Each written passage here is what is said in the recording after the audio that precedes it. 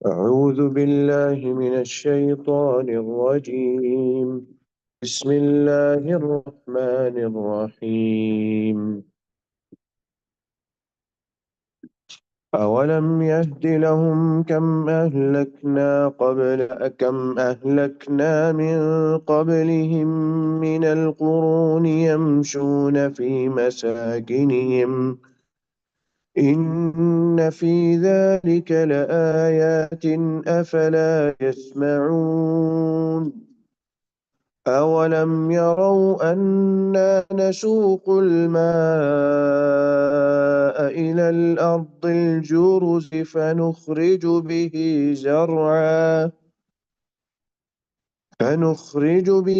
زرعا تأكل منه أنعامهم وأنفسهم أفلا يبصرون. ويقولون متى هذا الفتح إن كنتم صادقين. قل يوم الفتح لا ينفع الذين كفروا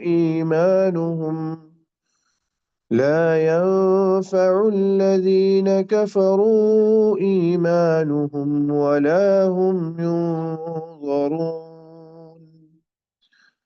فأعرض عنهم وانتظر إنهم منتظرون.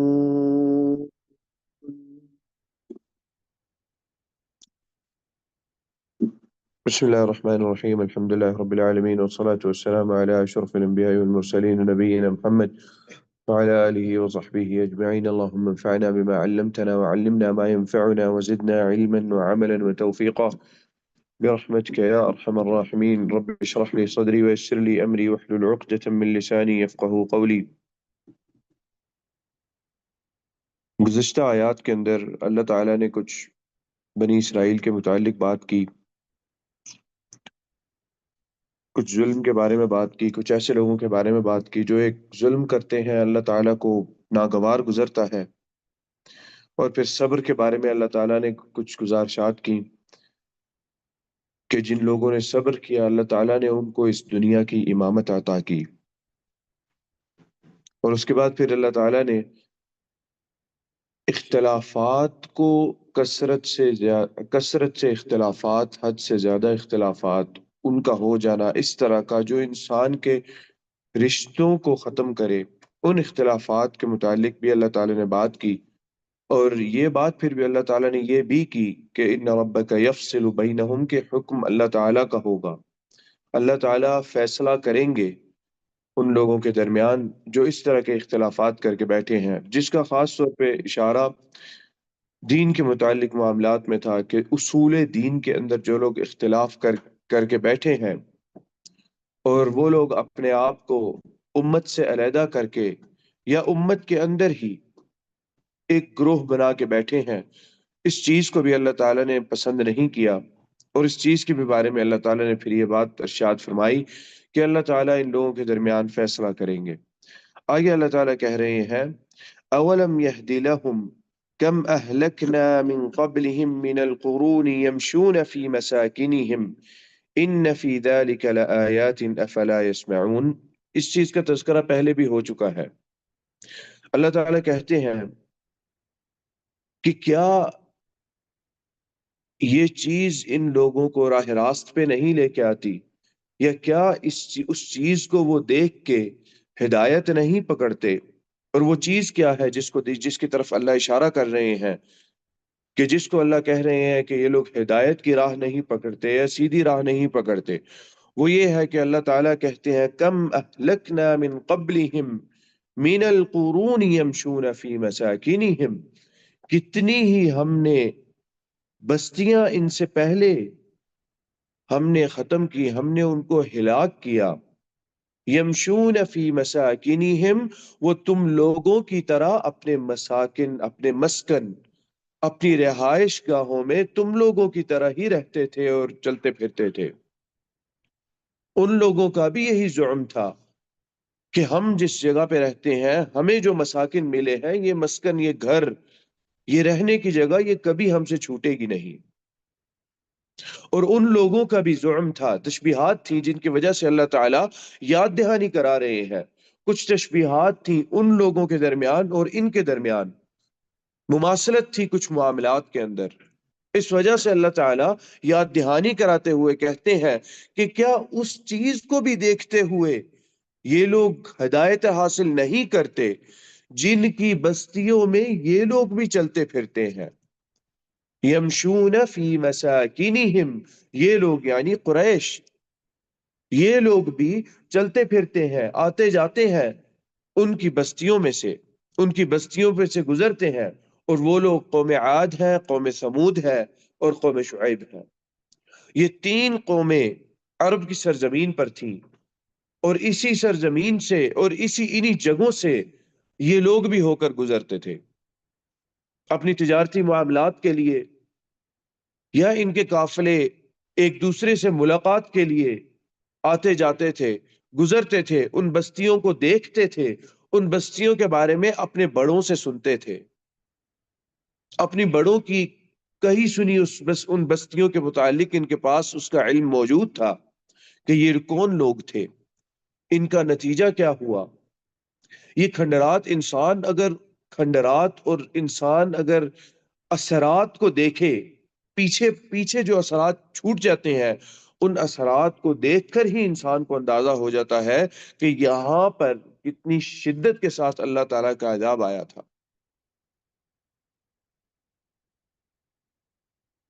قوم سمود اور قوم عاد کے مسکن موجود ہے آج بھی، خاص طور پہ قوم سمود کے مدائن صالح میں مسکن موجود ہے۔ مدائن صالح احقاف سے کافی فاصلے پر ہے۔ احقاف وہ جگہ ہے جہاں پر قوم عاد رہتی تھی۔ قوم عاد قوم سمود سے پہلے کے لوگ تھے۔ عاد کی طرف ہود علیہ السلام کو بھیجا گیا، سمود کی طرف صالح علیہ السلام کو بھیجا گیا۔ قوم عاد بھی ویسی ہی تھی جس طرح قوم سمود تھی۔ ان لوگوں کو اللہ تعالیٰ نے عظیم جثہ اور طاقتور بنا رکھا تھا، عظیم الجثہ تھے، بڑے بڑے ان کے جسم تھے۔ ان کے بارے میں آتا ہے کہ اونچے اونچے کھجور کے درختوں کو، جس کی جڑ، یہ درخت ان درختوں میں سے ہے جس کی جڑ بڑی سختی سے زمین کو پکڑتی ہے، گہرائی میں اتنی نہیں ہوتی لیکن زمین کو بڑی سختی سے پکڑتی ہے، اور یہ کئی سو سال تک یہ درخت کھڑا رہتا ہے۔ اگر اس کو کاٹا نہ جائے، اگر اس کی دیکھ بھال، تھوڑی بہت دیکھ بھال کی جائے، تو بڑے سخت ماحول میں اور شدت گرمی کے اندر بھی یہ درخت کھڑا رہتا ہے۔ اس کے بارے میں، اس درخت کے بارے میں آتا ہے کہ ان لوگوں کو اللہ نے اتنی قوت عطا کی تھی کہ ان میں سے ایک آدمی، ایک عام آدمی اپنے اپنے ہاتھ سے اس کو زمین سے نکال لیتا تھا، اس کو اوپر سے پکڑ کے۔ اوپر سے درخت کو کون پکڑے گا جو اس درخت سے بھی اونچا اور بڑا ہے؟ ان کے بڑے جسم تھے، ان کو طاقت اللہ نے عطا کی تھی، اور اسی طاقت کی وجہ سے ان کے ذہن میں یہ بات تھی کہ ہم کہیں نہیں جانے لگے۔ قوم عاد میں جن لوگوں نے ہود علیہ السلام کی تعلیمات کو قبول کیا اور ان پر عمل پیرا ہوئے، وہ لوگ چونکہ اللہ تعالیٰ نے عذاب بھیجنا تھا، ان لوگوں کو اللہ تعالیٰ نے کہا کہ دور چلے جاؤ، نکل جاؤ، اس وقت نکل جانا ہے، اللہ تعالیٰ کا عذاب آنے والا ہے۔ وہ لوگ نکل گئے، نکل کے یہ لوگ کافی فاصلے پہ مدائن صالح چلے گئے۔ یہ دونوں جگہیں، احقاف کا علاقہ اور مدائن صالح کا علاقہ، سرسبز علاقہ تھا، زرعی علاقہ تھا۔ آج احقاف کے علاقے پر جائیں یا مدائن صالح کے علاقے پر چلے جائیں، آپ کو کہیں زراعت نہیں ملے گی۔ اونچی اونچی چٹانیں ہیں، اور ایسی یہاں پر مٹی یا اس طرح کی ریت آ چکی ہے کہ وہ کبھی اس کے اندر کوئی چیز اگ نہیں سکتی، پیدا نہیں ہو سکتی، اس طرح کا معاملہ ہو چکا ہے۔ اور شاید یہ اس عذاب کے نتیجے کی وجہ سے ہے، اس عذاب کا ایک نتیجہ ہے جو عذاب اللہ تعالیٰ نے ان کے اوپر اللہ تعالیٰ لے کر آئے، قوم عاد اور قوم سمود پر۔ اور یہی وہ قومیں ہیں جن کی بستیوں سے یہ گزرتے تھے، آتے جاتے تھے، دیکھتے تھے ان بستیوں کو، اور ان کے بارے میں اللہ تعالیٰ کہہ رہے ہیں کہ کیسے لوگ ہو تم کہ جن بستیوں سے گزرتے ہو، جن بستیوں کو دیکھتے ہو، جن کے کھنڈرات کو دیکھتے ہو، جن کی تمہیں قصے پتا ہے، جن کی کہانیاں تمہیں پتا ہے، تمہارے اپنے آباء و اجداد تمہیں ان کی کہانیاں بتاتے ہیں، ان کی کہانیاں تمہیں نبی اکرم صلی اللہ علیہ وسلم نے تو نہیں بتائی، آپ صلی اللہ علیہ وسلم سے پہلے تم لوگ ان کہانیوں کو جانا کرتے تھے، اور اسی طرح جانتے تھے جس طرح اللہ تعالیٰ نے قرآن کے اندر نازل فرمائی، قرآن کے اندر مسلمانوں کو باخبر کیا ان کے قصے سے، ان کی بات سے، وہی بات تھی، وہی چیز تھی جو وہ لوگ بھی بتایا کرتے تھے۔ اور یہ بھی ان لوگوں کو پتا تھا کہ ایک رسول ان کے پاس آیا، رسول کا انکار کیا، اور ان قوموں کا بھی سب سے بڑا جرم بتوں کی عبادت کرنا تھا، جیسے کہ کفار مکہ کیا کرتے تھے۔ یہاں پہ یہ ساری مماثلت ان لوگوں سے ہے، کفار مکہ سے بھی بنتی ہے، جن کی وجہ سے خاص طور پہ اللہ تعالیٰ نے یہ والے قصے ان کو ذکر کیا، ان کو ہائی لائٹ کیا۔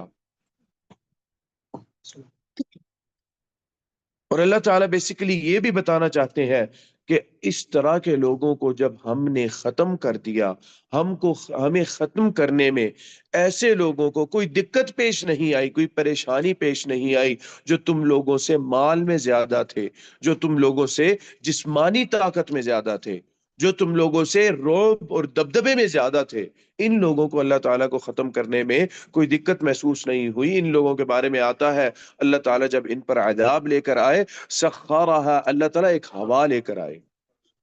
ہوا ایک ایسی چیز ہے جو جس کو انسان خود کاٹتا ہوا جاتا ہے۔ عام طور پہ ہوا انسان کو نقصان نہیں پہنچاتی الا یہ کہ اللہ تعالیٰ کا عذاب ہو۔ وہ جس طرح کا ان کا تکبر تھا کہ ہم اس زمین پہ ایسے ہیں، ہمیں تو کوئی کچھ کر ہی نہیں سکتا، یہ لوگ عاد اور سمود کا معاملہ ایسا تھا کہ یہ لذت اور مزے کے لیے لوگوں کی بستیوں پہ چڑھائی کر دیتے تھے، لوگ ان سے لڑتے بھی نہیں تھے، لوگ بھاگ جاتے تھے، لوگوں کو پتا تھا ان سے لڑ کے فائدہ کیا، اتنے طاقتور، اتنے عظیم الجثہ لوگ ہیں، اتنے بڑے جسم ہیں ان لوگوں کے، ان سے لڑ کے ہم نے مرنا ہے، لوگ بستیاں چھوڑ جاتے تھے۔ یہ بستیاں لوگ چھوڑ کے جاتے، یہ ان بستیوں پہ اتنا اللہ تعالیٰ نے ان کو مال اور دولت عطا کر رکھی تھی کہ یہ ان بستیوں پہ اونچے اونچے محلات بناتے اور اس میں مقابلہ کرتے کہ بھئی ہمیں ایک نئی زمین مل گئی ہے، اس کو پہلے سیدھا کرتے ہیں، اس کے بعد مقابلہ کرتے ہیں کہ کون سب سے اونچا اور بڑا محل بنائے گا۔ یہ ان لوگوں کے عادات اور معاملات تھے۔ ایسے لوگ تھے جن کو ختم کرنے میں اللہ تعالیٰ کو کوئی دقت پیش نہیں آئی، کوئی پریشانی اللہ تعالیٰ کو لاحق نہیں ہوئی۔ کوئی حدیث ہے جس میں لمبی حدیث ہے، نبی اکرم صلی اللہ علیہ وسلم نے ارشاد فرمایا، آپ صلی اللہ علیہ وسلم کہتے ہیں کہ اللہ تعالیٰ نے کہا کہ لو ان اولکم وآخرکم وانسکم وجنکم كانوا على اتقى قلب رجل واحد ما زاد من ملکی شیئا، کہ تم لوگوں میں سے اے لوگوں جان لو اللہ تعالیٰ کی عظمت کیا ہے، اللہ تعالیٰ کی ذات کیا ہے۔ اللہ تعالیٰ کی ذات کو کسی کی حاجت اور ضرورت نہیں ہے، ہم وہ ہیں جس کو اللہ تعالیٰ کی اللہ کی ذات کی حاجت ہے، اللہ تعالیٰ کی ضرورت ہے، اللہ تعالیٰ کی مغفرت کی ضرورت ہے۔ فرماتے ہیں نبی اکرم صلی اللہ علیہ وسلم کہ جانو اللہ تعالیٰ کون ہے، اگر تم لوگوں میں سے سب سے پہلے آدمی سے لے کر آخری آدمی تک، جنات اور انس، جن دونوں اللہ تعالیٰ پر ایمان لے کر آ جائیں اور انتہائی متقی پرہیزگار بن جائے، تم لوگ اللہ کی مملکت میں کوئی چیز زیادہ نہیں کرو گے۔ اور اسی طرح پھر اللہ تعالیٰ نے کہا لو ان اولکم وآخرکم وانسکم وجنکم كانوا على افجر قلب رجل واحد، سب سے پہلے سے لے کے آخری تک جنات اور انس دونوں میں سے اللہ تعالیٰ کے انکاری ہو جائے، نافرمان، افجر، سب سے زیادہ نافرمان بن جاؤ، سارے کے سارے اللہ تعالیٰ کے نافرمان بن جاؤ، اتنے زیادہ کہ اس سے زیادہ نافرمانی ہو نہیں سکتی اس دنیا میں، اتنے نافرمان بن جاؤ، ما نقص ذلك من ملکی شیئا، اللہ تعالیٰ کہتے ہیں وہ میری مملکت میں کوئی چیز کمی نہیں آ جائے گی، میری مملکت میں اس چیز سے۔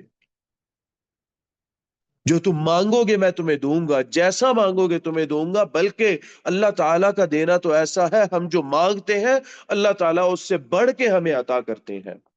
لینے کے معاملے میں اللہ تعالیٰ برابر کا بس لیتے ہیں، جتنا ہوتا ہے اللہ تعالیٰ اتنا لے لیتے ہیں۔ دینے کے معاملے میں انسان جتنا مانگتا ہے اللہ تعالیٰ اس سے بڑھ کے انسان کو عطا کرتے ہیں۔ ہمارا مسئلہ یہ ہے کہ ہم اس کے حاصل ہونے کے وقت یا اس چیز کے حاصل ہونے کی نوعیت پر ہمارا اعتراض ہوتا ہے، بھئی میں نے تو یار یہ مانگا تھا، یہ چیز تھی، وہ اتنی دعا کی ملی نہیں، یہ ہوا فلانا ہو گیا۔ لیکن جب اللہ تعالیٰ عطا کرتے ہیں انسان کو اس چیز کا اندازہ ہو جاتا ہے کہ یار یہ چیز عطا کی ہوئی اس وقت میں اور اس نوع کی، اس قسم کی، یہ زیادہ اچھی ہے اس سے جس کی میں نے تمنا کی تھی۔ اللہ تعالیٰ کی ذات تو یہ ہے، کس کے انکاری بن کے بیٹھے ہو؟ اس سارے مدعے کو اللہ تعالیٰ یہاں پر اس ایک آیت کے اندر اللہ تعالیٰ نے بیان کیا کہ تم لوگ ان کی بستیوں سے گزرتے ہو، وہ ہر چیز میں تم سے زیادہ تھے، اللہ تعالیٰ کو ختم کرتے ہوئے ان لوگوں کو اللہ تعالیٰ کو کوئی پریشانی لاحق نہیں ہوئی کہ ان کو کیوں ختم کیا جا رہا ہے۔ نبی اکرم صلی اللہ علیہ وسلم کا ارشاد، آپ صلی اللہ علیہ وسلم نے فرمایا کہ لَوْ لَمْ تَسْتَغْفِرُوا، اگر تم لوگ استغفار نہیں کرو گے، یہاں پر جس وجہ سے یہ بات بیان کر رہا ہوں وہ یہ ہے کہ اللہ تعالیٰ لوگوں کو ختم کرنے میں اللہ تعالیٰ کو کوئی پریشانی لاحق نہیں ہوتی۔ اگر تم لوگ استغفار نہیں کرو گے اللہ تعالیٰ لَجَاءَ بِقَوْمٍ يُذْنِبُونَ فَيَسْتَغْفِرُونَ فَيَغْفِرُ اللَّهُ لَهُمْ، اللہ تعالیٰ تم لوگوں کو ختم کر دیں گے، پھر ایسی قوم کو لائیں گے جو گناہ بھی کرے گی، گناہ کے بعد اللہ سے معافی مانگیں گے، اللہ تعالیٰ ان کو معاف فرما دیں گے۔ اللہ تعالیٰ سے معافی طلب کرنا جتنی پسندیدہ چیز اللہ تعالیٰ کے ہاں یہ ہے، اس سے زیادہ پسندیدہ چیز کوئی نہیں ہے اللہ تعالیٰ کے ہاں۔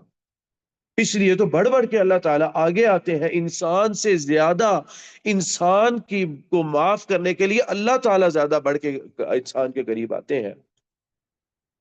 ہر رات کو آخری پہر اللہ تعالیٰ آسمان اول پہ آ جاتے ہیں اور اللہ تعالیٰ ندا دیتے ہیں، کون ہے جو مجھ سے مانگے اور میں اس کو عطا کروں، کون ہے جو مجھ سے معافی طلب کرے، گناہوں کی معافی طلب کرے، میں اس کو معاف فرماؤں۔ لوگ سو رہے ہوتے ہیں، ہماری نیند نہیں ختم ہوتی اس وقت شدت کی، سب سے شیطان بھی سبحان اللہ شدت کی نیند انسان کے اوپر سب سے زیادہ اس وقت آتی ہے، بھلے ساری رات جاگے، آخری پہر رات کا شروع ہوتا ہے، ہر بندے کو نیند آ جاتی ہے، اور وہ وقت ہے جس وقت اللہ تعالیٰ آسمان اول پہ آتے ہیں۔ 2، 1:30، 2:30، 2 بجے کا وقت، 3 بجے کا وقت، یہ وہ وقت ہے جس وقت اللہ تعالیٰ آسمان پہ آتے ہیں، اور اس وقت انسان پھر اللہ تعالیٰ سے معافی کیا طلب کرے، انسان بس ہو جاتا ہے۔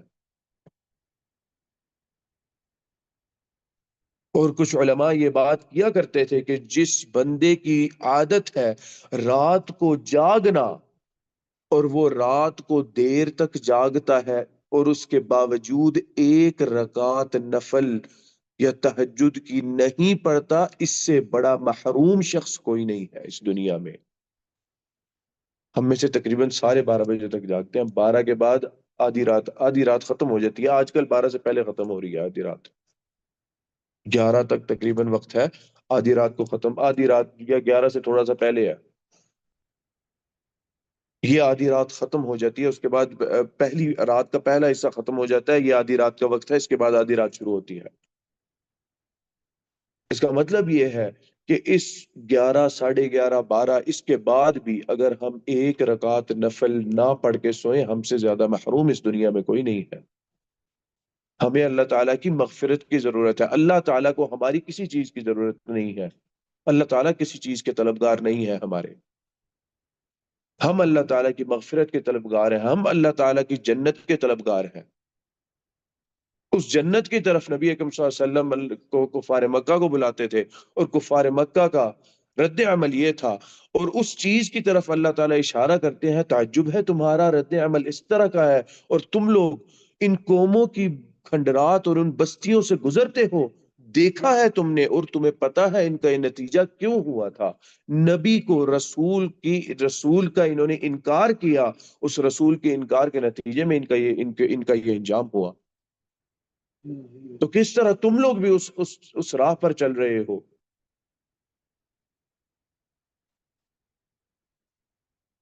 بہت سارے کفار مکہ کے اندر بہت ایسے لوگ تھے جن کو اپنے دل کے اندر یہ بات اس چیز کا یقین تھا کہ نبی اکرم صلی اللہ علیہ وسلم سچے نبی ہیں، جھوٹے نہیں ہیں۔ عیسائیوں کو تو تھا ہی، یہودیوں کو بھی تھا، ان کو تو اپنی کتاب کی وجہ سے تھا۔ جو مشرکین تھے ان کو بھی اس بات کا یقین تھا کہ یہ جھوٹ نہیں بول سکتے، ورنہ نبی اکرم صلی اللہ علیہ وسلم کی سچائی پر آپ کی نبوت کے آنے کے بعد اور ان لوگوں کا آپ کے انکار کرنے کے بعد، آپ کا انکار کیا ان لوگوں نے، اس کے باوجود آپ کی سچائی کا وہ پھر بھی اقرار کرتے تھے، آپ کی امانت کا پھر بھی اقرار کرتے تھے۔ کس نے یہ نہیں کہا کہ اے محمد صلی اللہ علیہ وسلم نعوذ باللہ آپ تو کذاب ہے۔ بہت ساری دوسری چیزیں کہیں انہوں نے کہ جی سحر کیا ہے، یا پھر وہ کیا نام ہے نجومی ہے، یا اس طرح کی باتیں، لیکن کسی نے یہ نہیں کہا او یہ تو کذاب ہو گیا نعوذ باللہ۔ ابو لہب نے بھی جب بات کہی تو اس نے یہ بات کہی تبا لک لہذا جمعتنا، ہلاکت ہو، لعنت ہو نعوذ باللہ تم پر، اس لیے ہمیں جمع کیا ہے یہاں۔ لیکن یہ بات نہیں کی کہ تم کذاب ہو۔ شاید کچھ لوگوں نے کہی ہو کفار مکہ میں، جس طرح کے شدت کے معاملات اور سختی کے معاملات تھے، لیکن آپ صلی اللہ اس چیز سے پتہ چلتا ہے کہ آپ صلی اللہ علیہ وسلم کی امانت اور دیانت اور سچائی پر اس وقت بھی ان کو یقین تھا، کیونکہ جب کہیں بھی امانت اور دیانت کی بات آتی تو نبی اکرم صلی اللہ علیہ وسلم کی طرف رجوع کیا جاتا، اور پریشان تھے اس متعلق کہ یار کریں کیا، یہ ہم معاملات کے اندر محمد صلی اللہ علیہ وسلم کے پاس چلے جایا کرتے تھے، عبد المطلب کے پوتے کے پاس چلے جایا کرتے تھے، اب سمجھ نہیں آتی کہاں جائیں، کس طرح جائیں، ان کو ہے تو صحیح سے سچے ہیں، جھوٹے تو نہیں ہیں۔ ابو سفیان اور ہرقل کا قصہ سب کو پتا ہے۔ ہرقل نے آیا، عظیم الروم، روم کا عظیم تھا، روم کا بادشاہ تھا، اور ابو سفیان اس کو اس تک جب نبی اکرم صلی اللہ علیہ وسلم کا خط پہنچا، یہ غالباً 7 ہجری کی بات ہے، آپ صلی اللہ علیہ وسلم مدینہ چلے گئے تھے، آپ صلی اللہ علیہ وسلم کا خط پہنچتا ہے، اس نے کہا کہ یہ جس بندے کا خط ہے اس کی قوم سے کوئی لوگ موجود ہیں ہماری سرزمین پہ؟ اتفاق سے ابو سفیان موجود تھے اس وقت وہاں پر شام میں، شام انہی لوگوں کے تحت تھا، رومیوں کے تحت تھا، شام بیزنطینیوں کے تحت تھا۔ اس نے بلایا اور سوالات کیے کہ میں تم سے سوالات کرنا چاہتا ہوں، مجھ تک ایک خط پہنچا ہے، اس بندے کو جانتے ہو؟ اس نے کہا یہ تو ہم میں سے ہے، ہمارا اپنا ہے، ہمارے اس کے خاندان میں سے ہے، یہ ہمارے خاندان میں سے ہے، ہم سے زیادہ اس کو اس دھرتی پہ کوئی نہیں جانتا۔ اچھا جی مجھے کچھ سوالوں کا جواب دو، اور اس نے پھر ابو سفیان کے ہی ساتھیوں کو یہ بات کہہ دی کہ آپ پیچھے کھڑے ہو جائیں اس کے، اگر اس نے جھوٹ بولا تو مجھے اشارہ کرنا ہے، بات نہیں کرنی کہ اس نے جھوٹ بولا، بس اشارہ کر دینا یہ جھوٹ بول رہا ہے۔ وہاں پر بھی ابو سفیان کہتے ہیں کہ یہ بات یعنی جھوٹ بولنے سے کیوں بچے؟ اپنی اپنی عزت کی وجہ سے کہ یار یہ عظیم الروم ہمیں بڑے اچھے نام سے جانتا ہے، ہماری عزت خراب ہو جائے گی، میری عزت خراب ہو جائے گی، سردار تھے، اور یہ ایک طرح سے کہہ لیں کہ یہی پھر ایک طرح سے بڑے آخری سردار تھے، سارے مارے گئے تھے بدر میں، 7ویں ہجری ہے، بدر دوسری ہجری کو تھا، سارے مارے گئے تھے، ختم ہو گئے تھے، ابو سفیان ہی سب سے بڑے رہ گئے تھے سردار۔ تو اپنی عزت اور اس چیز کا احساس تھا کہ میں نے جھوٹ بول دیا تو لوگ کہیں گے یار یہ تو سردار ہے، دیکھو سردار جھوٹ بولتا ہے۔ ان لوگوں کے اندر سردار کی صفات یہ تھی کہ سردار کبھی جھوٹ نہیں بولتا، سردار ہمیشہ سچ بولتا ہے۔ اس چیز کا خیال رکھتے ہوئے انہوں نے کوئی نہیں بات کی، لیکن اس کے بعد جواب انہوں نے دیے، وہ اپنے دل سے جواب دیے ہر سوال کا، کہ اس کو کتنے لوگ ہیں جو اس کی پیروی کرتے ہیں، غریب ہے امیر ہے؟ جواب دیا کہ اکثریت امیر ہے، غریب ہے اکثریت۔ پھر اس نے سوال کیا هل ارتد احد منهم عن دینه، ان میں سے کوئی اپنے دین سے منہ پھیرا ہے، اس نے رد ہوا ہے؟ وہاں پہ کوئی آگے پیچھے بات نہیں کی، اور یہ بات پتہ چلتی ہے اس سے کہ آپ صلی اللہ علیہ وسلم کے متعلق حقیقتاً وہ لوگ سوچتے کیا تھے۔ آپ صلی اللہ علیہ وسلم کے بارے میں ایسا سوچتے تھے، اسی لیے تو جب فتح مکہ ہوا تو تقریباً ساروں نے ہی اسلام قبول کر لیا، جتنے لوگ تھے، اور ان کے ذہن میں یہ بات تھی کہ شاید ہمیں معافی نہ ملے، لیکن نبی اکرم صلی اللہ علیہ وسلم کی طرف سے جو معافی آئی ان لوگوں کو، اس چیز نے حیران کر دیا ان سارے لوگوں کو۔ پھر آپ صلی اللہ علیہ وسلم نے جب حنین کے لیے نکلے، حنین کے وقت آپ صلی اللہ علیہ وسلم، فتح مکہ ہو چکی تھی، حنین کے وقت آپ صلی اللہ علیہ وسلم جا رہے تو یہی لوگ جنہوں نے انکار کیا کفر کی حالت میں ہی، چونکہ مکہ کی حفاظت کرنی تھی، یہ لوگ نکلے۔ آپ صلی اللہ علیہ وسلم نے کہا ٹھیک ہے، آپ آنا چاہتے ہو ہمارے ساتھ آ جاؤ۔ بہت سارے لوگوں نے اس کے بعد اسلام قبول کر لیا، جو مشرکین ملے تھے ساتھ غزوہ حنین میں نبی اکرم صلی اللہ علیہ وسلم کے ساتھ، اسلام قبول کیا ان لوگوں نے۔ لیکن ایک درس جو اللہ تعالیٰ بار بار ان کو دے رہے تھے وہ یہی تھا کہ تم لوگ سوچ کیا رہے ہو اپنے بارے میں، نبی اکرم صلی اللہ علیہ وسلم کی ذات کیا ہے، تم لوگوں کو پتا ہے آپ صلی اللہ علیہ وسلم کی ذات کیا ہے اور کس طرح ہے۔ تم لوگ خود کہتے تھے نبی اکرم صلی اللہ علیہ وسلم تو صادق اور امین ہے، جھوٹ نہیں بول سکتے، تو تم لوگوں کے متعلق تم لوگوں کا اپنا یقین ہے نبی اکرم صلی اللہ علیہ وسلم نے کبھی کسی ایک فرد کے بارے میں نہیں جھوٹ بولا، نبی اکرم صلی اللہ علیہ وسلم اس خالق کے بارے میں کیسے جھوٹ بولیں گے جس پر تمہیں بھی یقین ہے۔ ہم سب کو پتا ہے کفار مکہ کا یقین تھا اس بات پہ کہ خالق اور مالک اللہ تعالی ہے، عبادت کے مسئلے کے اندر ان کا اختلاف تھا نبی اکرم صلی اللہ علیہ وسلم سے۔ آگے اللہ تعالیٰ نے ارشاد فرمایا افلا يسمعون ان فی ذلک لآیات، اس کے اندر تمہارے لیے آیات ہیں، دلائل ہیں، تمہارے لیے واضح دلائل ہیں، نشانیاں ہیں تمہارے لیے۔ کس کے اندر؟ یہ جو چیز اللہ تعالیٰ نے بیان کی، ان کے کھنڈرات اور ان کے مساکن، ان کی رہائش گاہیں، یمشون جس میں وہ خود چلتے تھے، یعنی کفار مکہ چلتے تھے ان مساکن میں، ان کے اندر سے خود گزرتے تھے، دیکھتے تھے، ان کو اپنی آنکھوں سے دیکھتے تھے، قصے سنے ہوئے تھے اور آگے سناتے تھے اپنے بچوں کو۔ افلا يسمعون، کیا تم لوگ سنتے نہیں ہو؟ عقل نہیں رکھتے کیا تم لوگ؟ سنی نہیں بات تم لوگوں نے؟ نبی اکرم صلی اللہ علیہ وسلم بات کرتے کیا ہے یہ بات سنی نہیں تم لوگوں نے؟ آگے اللہ تعالیٰ ارشاد فرماتے ہیں اولم يروا انا نسوق الماء الى الارض الجرز فنخرج به زرعا تأكل منه انعامهم وانفسهم افلا يبصرون، کیا وہ دیکھتے نہیں؟ انا نسوق الماء، ہم پانی کو کھینچ کے لے آتے ہیں، الى الارض الجرز، جرز کہتے ہیں بنجر زمین کو، بنجر زمین کی طرف ہم پانی کو کھینچ کر لے آتے ہیں، فَنُخْرِجُ بِهِ زَرْعًا، ایسی زمین جس پہ کبھی کوئی چیز اگی نہ ہو، ہم پانی کھینچ کے لے آتے ہیں اور اس میں سے ہم پھر زراعت پیدا کر دیتے ہیں، ہم اس میں سے نباتات پیدا کر دیتے ہیں، اس زمین میں سے ہم اس زمین کی مٹی ایسی نہ ہو تو ہم ایسی مٹی لے کر آ جاتے ہیں۔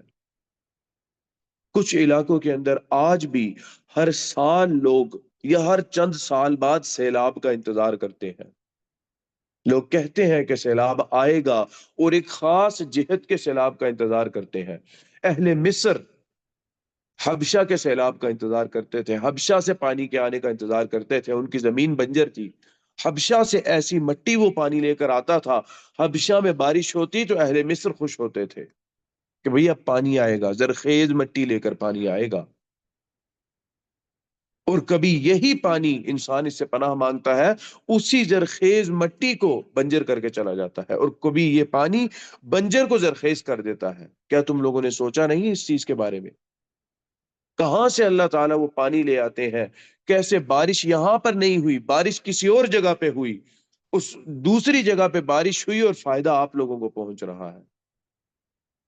کیا اللہ تعالیٰ کے اس نظام پہ تم لوگوں کو تعجب نہیں ہوتا کہ یہ نظام کیسا ہے؟ حیران کر دینے والا نظام ہے۔ کبھی ایسی جگہ پہ بارش اتنی ہوتی ہے جو ناکافی ہوتی ہے، وہاں پہ کوئی چیز اگتی نہیں ہے، زمین زرخیز ہے لیکن پانی نہیں ہے۔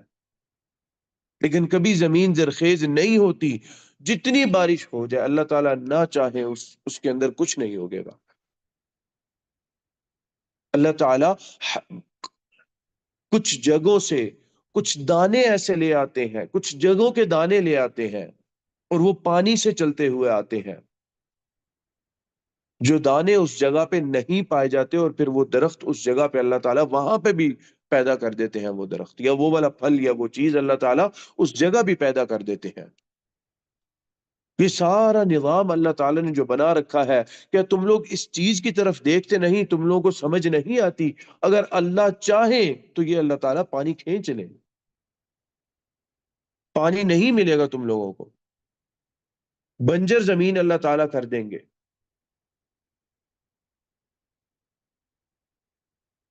اور پھر یہ جو زرع ہے، اس کا فائدہ اتنا ہے کہ اس زرع سے تم فائدہ صرف نہیں اٹھاتے، تمہارے انعام، تمہارے جانور مویشی بھی فائدہ اٹھاتے ہیں، اور یہ زرع نہ ہو تو تمہارے مویشی زندہ نہ رہے۔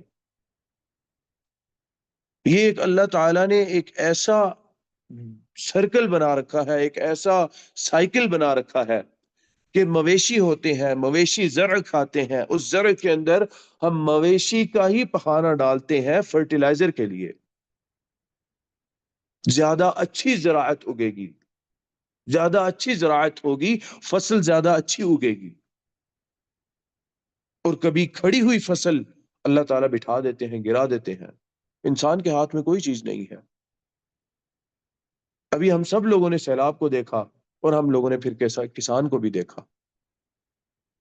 کسان خود کہتا تھا کہ چند روز رہ گئے تھے، اور یہ جو فصل تھی یہ کٹ سکتی تھی، اور اس کا فائدہ ہو سکتا تھا۔ اللہ تعالیٰ نے نہیں چاہا، اللہ تعالیٰ نے گرا دیا اس فصل کو، ختم کر دیا اس فصل کو۔ یہ عذاب ہے اللہ تعالیٰ کی طرف سے، اور اس کے بعد میں نتائج صرف وہ قوم نہیں بھگتتی، بلکہ پھر پوری پوری دنیا بھگتتی ہے۔ اللہ تعالیٰ نے مختلف زمین کے اندر، مختلف علاقوں کے اندر مختلف چیزیں اللہ تعالیٰ نے رکھ دی، مختلف خصوصیات رکھ دی، ایک دوسرے سے ہم فائدہ اٹھاتے ہیں، فائدہ حاصل کرتے ہیں ایک دوسرے سے۔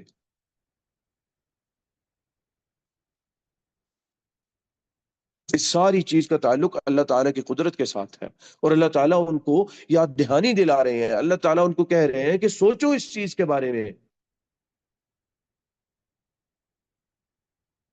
افلا یبصرون، کیا یہ لوگ دیکھتے نہیں؟ اس سارے مسئلے کو، اس سارے معاملے کو، اس ماجرے کو یہ دیکھتے نہیں کیا ہمارے سامنے چل رہا ہے؟ اگر اللہ تعالیٰ پانی بھیج دیں، ہر چیز بھیج دیں، لیکن پانی اللہ تعالیٰ نے کھارا پانی بھیج دیا، کچھ ہو سکتا ہے اس کا؟ نہ ہم پی سکتے ہیں، نہ فصل اگ سکتی ہے اس سے اچھی طرح، بلکہ وہ تباہ کر دیتا ہے فصل کو، ختم کر دیتا ہے فصل کو، اور اس زمین کو ختم کر دیتا ہے۔ یہاں تک کہ کچھ لوگ پھر یہ کہتے ہیں کہ اب اس زمین کو واپس ٹھیک ہوتے ہوئے کئی سال لگیں گے، جیسا کہ لوگ اب یہ کہہ رہے ہیں ان علاقوں میں جہاں پر سیلاب کا پانی گزرا، اتنی شدت سے گزرا، آج وہ لوگ کہہ رہے ہیں اس کو واپس یہ زمین ٹھیک ہوتے ہوئے 10 سال لگ سکتے ہیں، یعنی 10 سال تک اس سارے علاقے پہ زراعت نہیں ہو سکتی۔ یہ کون ہے؟ اللہ تعالیٰ کی ذات ہے۔ اللہ تعالیٰ کی ذات چاہتی تو ایسا معاملہ رکھتی کہ اگلے سال زراعت ہو سکتی، فوراً اس وقت زراعت کا معاملہ شروع ہو سکتا۔ کچھ علاقے اس طرح کے ہیں، کچھ علاقے اس طرح کے ہیں۔ کون سی ذات ہے جو یہ سارے معاملات کرنے والی ہے؟ کیا ہم نے ان ساری چیزوں پر کبھی ان کو سوچ کے اللہ تعالیٰ کا شکر ادا کیا کہ یا اللہ تو نے اس طرح کے معاملات نہیں کیے؟ اور جب یہ آ جاتے ہیں انسان کے ذہن میں، تب آتا ہے اوہو یہ تو بہت بڑی اللہ کی نعمت تھی، ہمیں تو اندازہ ہی نہیں تھا اس چیز کا۔ آگے اللہ تعالیٰ فرما رہے ہیں وَيَقُولُونَ، اب ان کا رویہ کفار مکہ کا اور عموماً کفار کا رویہ اللہ تعالیٰ بتا رہے ہیں کہ کس تکبر میں یہ لوگ پڑ چکے ہیں۔ ایسا تکبر ہے کہ وہ کہتے ہیں وَيَقُولُونَ مَتَى هَذَا الْفَتْحُ إِن كُنتُمْ صَادِقِينَ، اگر تھے تم سچے، مَتَى هَذَا الْفَتْحُ، یہ نصرت، یہ کامیابی کب آنے والی ہے؟ یہ کامیابی اگر تم لوگ سچے تھے۔ بڑا دور کی بات ہے، پتہ نہیں ہو بھی کہ نہیں سچے۔ یہاں پر صبر کی بات واپس آتی ہے۔ اہل ایمان کے لیے ان کے دل میں صبر ہونا بہت ضروری ہے۔ صبر نہیں ہوگا تو اہل ایمان کو ہی اللہ تعالی اور پریشانی میں ڈال سکتے ہیں۔ جو لوگ صبر نہ کریں، اللہ تعالیٰ کو یہ چیز پسند نہیں ہے کہ اللہ تعالیٰ کے پر اتنا بھی ایمان نہیں کہ کچھ سال یا 10 20 25 سال بھی اگر انسان پہ پریشانی رہے تو کیا اتنا بھی ایمان نہیں ہے کہ نہیں اللہ تعالیٰ کی نصرت آئے گی اور آ کر رہے گی۔ جب نبی اکرم صلی اللہ علیہ وسلم کے معاملے میں کچھ تاخیر ہوئی، 13 سال کی تو ہوئی نا پہلے شروع میں، اور اسی میں وہ کہتے تھے کہ اے محمد صلی اللہ علیہ وسلم، آپ جو بات کرتے ہیں عذاب آ سکتا ہے، اللہ تعالیٰ جو ہے وہ تم لوگوں پر پتھر کی بارش برسا سکتے ہیں، اللہ تعالیٰ یہ کر سکتے ہیں، اللہ تعالیٰ اس طرح کر سکتے ہیں، ایمان لے آؤ، تفلحوا قولوا لا الہ الا اللہ تملک العرب والعجم، یہ کامیابیاں کہ تو کامیاب ہو جاؤ گے، لا الہ الا اللہ کہہ دو، سارے عرب اور عجم کے بادشاہ بن جاؤ گے۔ وہ بادشاہت والی ان کا جو ذہن اس چیز کی طرف تھا، اللہ تعالیٰ نے کہا اچھا ٹھیک ہے، نبی کریم صلی اللہ علیہ وسلم نے کہا ٹھیک ہے، بادشاہت کی طرف تم لوگوں کی توجہ ہے اور ذہن تم لوگوں کا بادشاہت کی طرف ہے، تو یہ لو، بادشاہتیں بھی ملیں گی تم لوگوں کو، لا الہ الا اللہ کہو، مجھے زمینیں چاہیے ہی نہیں، مجھے بادشاہت ہی نہیں چاہیے۔ اس چیز نے اور ان لوگوں کو زچ کر دیا، ان لوگوں کو دبا دیا، اور کہ یار یہ چاہتا کیا ہے نبی اکرم صلی اللہ علیہ وسلم۔ وہی تو بات ہے کہ آپ صلی اللہ علیہ وسلم کچھ بھی نہیں چاہتے تھے۔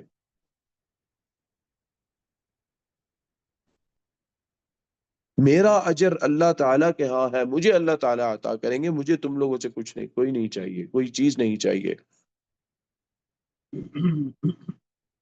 ہر نبی کے ساتھ اللہ تعالیٰ نے یہ بات ذکر کی، ہر نبی نے اپنی قوم کو یہ کہا کہ مجھے اجر اللہ تعالیٰ سے ملے گا، مجھے تم لوگوں سے چاہیے ہی نہیں۔ اس کے بعد اللہ تعالیٰ نے یہ بات ارشاد فرمائی، ان فی ذلک لآیات، ان فی ذلک لآیات، بار بار اللہ تعالیٰ نے یہ بات دہرائی، اس چیز کے اندر تمہارے لیے نشانیاں ہیں۔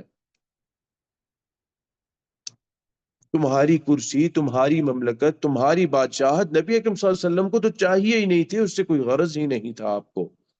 آپ کو اگر اس سے غرض ہوتا، آپ صلی اللہ علیہ وسلم اللہ سے مانگ لیتے۔ اللہ نے تو پیشکش کی تھی نبی اکرم صلی اللہ علیہ وسلم کو کہ ملک اور نبی ہو کر رہنا چاہتے ہیں یا ایک عام آدمی اور نبی ہو کر رہنا چاہتے ہیں؟ میں نے تو خود اختیار کیا کہ میں عام آدمی ہو کر رہنا چاہتا ہوں، عام آدمی اور نبی ہو کر رہنا چاہتا ہوں۔ اس کے نتیجے میں اللہ تعالیٰ نے ایسی کامیابیاں نبی اکرم صلی اللہ علیہ وسلم کو عطا کی۔ آپ صلی اللہ علیہ وسلم مدینہ گئے، مدینہ میں لوگوں نے خود نبی اکرم صلی اللہ علیہ وسلم کو اپنا ایک طرح سے سردار اور بادشاہ مان لیا کہ نہیں یہی ہے، انہی کو ہم لوگ مان لیں گے۔ عبداللہ بن ابی کا سارا پلان وہاں پہ ختم ہو گیا، خراب ہو گیا سارا۔ اس کو سمجھ نہیں آئی، اس نے دیکھا کہ طاقت بڑھتی جا رہی ہے، اس نے کہا یار یہ کے طریقہ کوئی اور اختیار کرنا پڑے گا۔ پھر وہاں سے منافقت کا معاملہ شروع ہو گیا، الگ امتحان تھا۔ غزوہ احزاب کے اندر ایک الگ امتحان تھا، نبی اکرم صلی اللہ علیہ وسلم کا امتحان ایسا امتحان تھا کہ نبی اکرم صلی اللہ علیہ وسلم اصحاب کے بارے میں آتا ہے کہ تم ان لوگوں کو تھوڑا سا شک ہونے لگا۔ اللہ تعالیٰ نے اس چیز کو ذکر بھی کیا کہ تم لوگوں کو اللہ کی مدد میں کوئی تھوڑا سا شک ہونے لگا تھا، حالات ہی اتنے سخت ہو گئے تھے۔ وَبَلَغَتِ الْقُلُوبُ الْحَنَاجِرَ، ان کے دل ان کے منہوں کو آ چکے تھے۔ وَتَظُنُّونَ بِاللَّهِ الظُّنُونَ، اور تم لوگوں نے اللہ کے متعلق عجیب و غریب گمان کرنا شروع کر دیے تھے کہ پتہ نہیں کیا ہے، کس طرح ہے، نصرت آئے گی نہیں آئے گی، بہت سخت حالات ہو گئے ہیں، 10,000 کا لشکر ہے، ہم لوگ تو صرف مشکل سے 3,000 ہے، وہ بھی بھوکے، حالات خراب ہیں، خندق کھودی، بھوک کی حالت میں خندق کھودی، سمجھ نہیں آ رہی کس طرح، پیچھے یہودی ہیں، کوئی پتہ نہیں ہے، دھوکہ دے دیں، بنی قریظہ کے یہودی تھے پیچھے، آگے خندق کھود کے راستہ بند کر دیا تھا، دائیں بائیں پہاڑ تھے، ایک طرف مدینہ تھا نبی اکرم صلی اللہ علیہ وسلم کے، اور ایک طرف پیچھے سے بائیں جانب یہودیوں کی بستی تھی۔ اب ڈر یہ تھا ان میں سے ایک بندہ بھی جا کے یہودیوں سے ملا، یہودیوں کو پلٹتے ہوئے تو دیر نہیں لگتی، اور وہی ہوا، وہ لوگ پلٹ گئے۔ جب نبی اکرم صلی اللہ علیہ وسلم کو پتا چلا، صحابی نے آ کے بتایا یا رسول اللہ ہو گیا کام وہاں پہ۔ آپ صلی اللہ علیہ وسلم پہچان گیا، آپ صلی اللہ علیہ وسلم کا خاموش، کسی کو نہیں بتانا کیا ہوا پیچھے، چپ چپ کر کے بیٹھ جاؤ تم۔ آئے اور آپ صلی اللہ علیہ وسلم کو اشارہ کیا، اشارہ کر کے بیٹھ گئے کہ یا صلی اللہ، یعنی اشارے کا مطلب یہ تھا اللہ کے رسول غدر ہو گیا، دھوکا ہو گیا۔ اب آپ صلی اللہ علیہ وسلم نے وہاں پہ ثابت قدم رکھنا تھا سب کو، آپ صلی اللہ علیہ وسلم کا کسی کو نہیں بتانا، وہاں پہ کامیابی نصرت ملی، آپ صلی اللہ علیہ وسلم گھر میں تھے، جبریل دستک دیتے ہیں، جبریل کہتے ہیں اللہ کے نبی میں نے اپنی زرہ پہن رکھی ہے، آپ نے اتار لیا اپنی زرہ، ہم نے اس جانب جانا ہے، اشارہ کیا بنو قریظہ کی طرف، آپ صلی اللہ علیہ وسلم نے فوراً، صحابہ مسجد میں تھے، آپ صلی اللہ علیہ وسلم نے وہیں پہ جا کے حکم دیا، جیسے تیسے آپ صلی اللہ علیہ وسلم نکلے اپنے گھر سے اور جا کے حکم دیا، آپ صلی اللہ علیہ وسلم نے کہا کہ لا یصلین احد منکم الا وهو فی بنی قریظہ، سارے صحابہ وہیں آپ صلی اللہ علیہ وسلم کا حکم سنا، اور جس کو جو زخمی ہے، جو جس طرح ہے، یہ چیز تھی، یہ بھی ایک کامیابی تھی جو نبی اکرم صلی اللہ علیہ وسلم کو اللہ تعالی نے عطا کی، یہ ہے وہ فتح، یہ ہے وہ نصرت جو پھر کفار مکہ کو دیکھنے کو ملی، اللہ تعالی نے دکھائی ہے کفار مکہ کو۔ آگے اللہ تعالیٰ نے کہا قل یوم الفتح، اللہ تعالیٰ نبی اکرم صلی اللہ علیہ وسلم کو کہہ رہے ہیں اللہ کے نبی یہ بات کہہ دیجئے ان کو، یوم الفتح، کامیابی اور نصرت میری، یعنی مسلمانوں کی کامیابی اور نصرت کب تھی، کب ہوگی؟ عام طور پہ تب جب تم لوگوں پہ عذاب آ جائے گا، تو کہہ دیجئے اللہ کے نبی یوم الفتح، جان لو، ابھی وقت ہے تمہارے پاس، جان لو یوم الفتح، نصرت کا دن، لا ينفع وہی بات ہے، اللہ تعالیٰ نے کہا ادھر ادھر کی چیزیں نہ پوچھو، اہم چیز کو اپنے ذہن میں رکھو، یہ دائیں بائیں کی چیزیں ہیں، کب آئے گی، کیسی آئے گی، کس طرح آئے گی، کتنی آئے گی، اللہ تعالیٰ نے اس کی کمیت اور اس چیز کے متعلق اللہ تعالیٰ نے خود بھی نہیں بیان کیا، جب عظیم ہے تو عظیم ہی عذاب بھیج دیں گے، اگر بھیجیں گے تو اس کے بارے میں پوچھنے کی ضرورت نہیں ہے۔ اصل بات کیا ہے؟ لا ينفع الذین کفروا ایمانہم، جب نصرت اور فتح مسلمانوں کو اللہ تعالیٰ دیں گے، اس کا مطلب برا وقت کفار کا شروع ہو گیا، وہ وقت ہوگا جو اہل کفار کو ایمانہم، ان کا ایمان، لا ينفع، فائدہ نہیں دے گا، لا ينفع الذین، نہیں فائدہ دے گا ان لوگوں کو، کفروا، جنہوں نے کفر کیا، ایمانہم، ان کا ایمان لانا، اب ایمان لانا فائدہ نہیں دے گا۔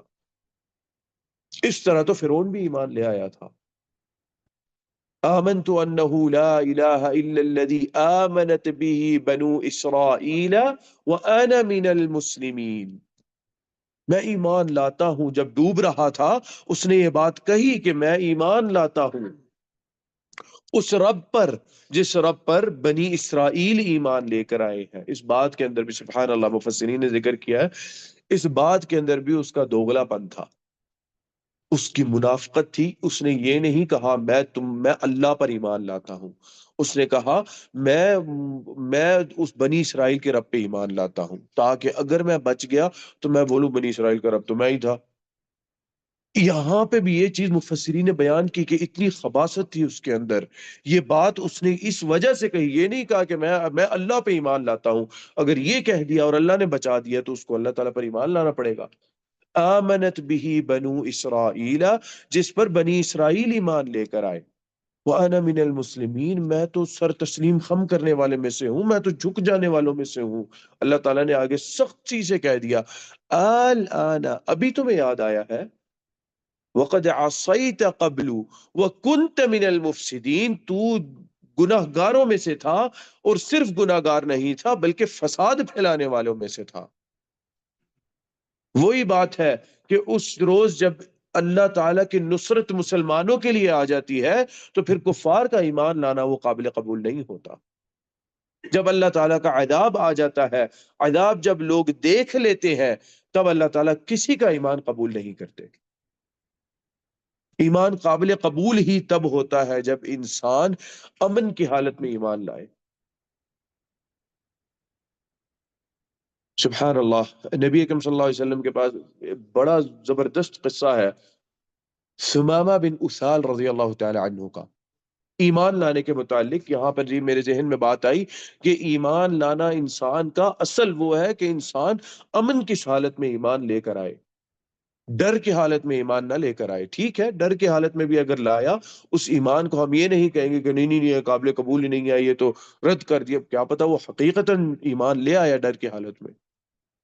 اور وہ مسلمان ہو گیا۔ لیکن اصل چیز یہ ہے کہ انسان ایمان لائے تو امن کی حالت میں لائے، ایسا نہ کہ بھئی اب تو عذاب نظر آ گیا، ارے یا اللہ اب ایمان لاتے ہیں ایمان لاتے ہیں، ایسی بات قابل قبول نہیں ہے اللہ کو۔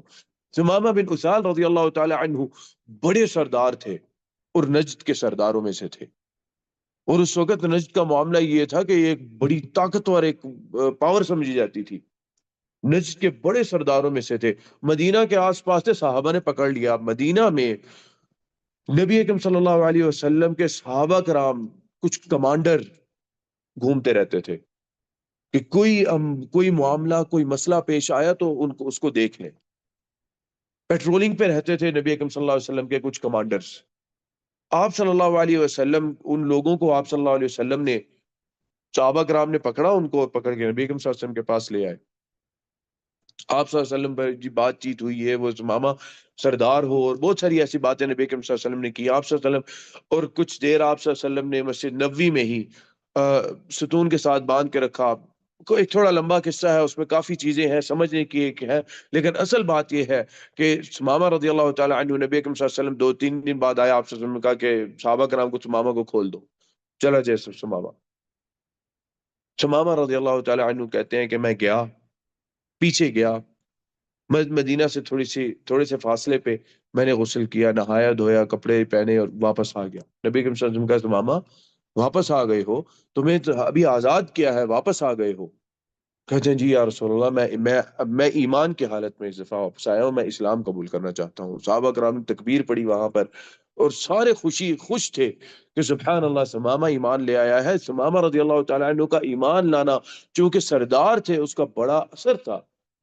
سردار کا ایمان لانے کا مطلب یہ تھا کہ پوری قوم ایمان لے آئی، اس وقت اس طرح کی اطاعت کرتے تھے وہ اپنے سردار کی، پوری قوم ایمان لے آئی۔ اور ایسے ہی ہوا کہ ثمامہ رضی اللہ تعالیٰ عنہ کا ایمان کے متعلق سن کے ساری قوم ایمان لے کر آ گئی۔